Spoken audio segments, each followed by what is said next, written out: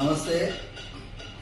The last 2 days, I am seeing all the reports in the media about the raging controversy on Tirupati Laddu.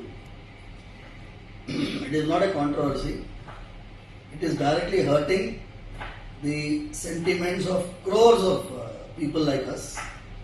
Mostly the people who believe in the prasadam, people who believe in the Sanatana Dharma worship of the deity.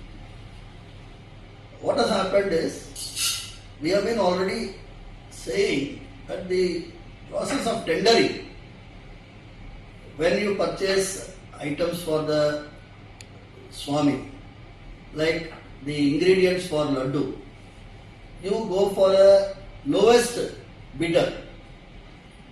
The moment you go for the lowest bidder, you are asking for trouble. In fact, the best cow ghee today cannot be less than 1,000 rupees per kg. How can a person quote 320 rupees? If somebody is quoting 320 rupees, I am not going exact amount value, but if he is quoting 320 rupees, every packet of that might be containing adulterated ghee. So it's a big hurting issue. We have to inquire into it and find the culprits and book them to take them to task. Number one.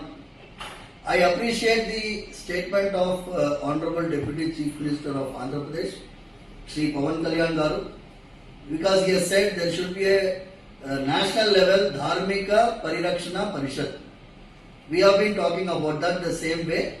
We want a central Dharmika Parishad which will be run by all the religious heads of this Matadipatis, Pitadipatis, retired judges. If they have a central Dharmika Parishad, the temples can be run under it.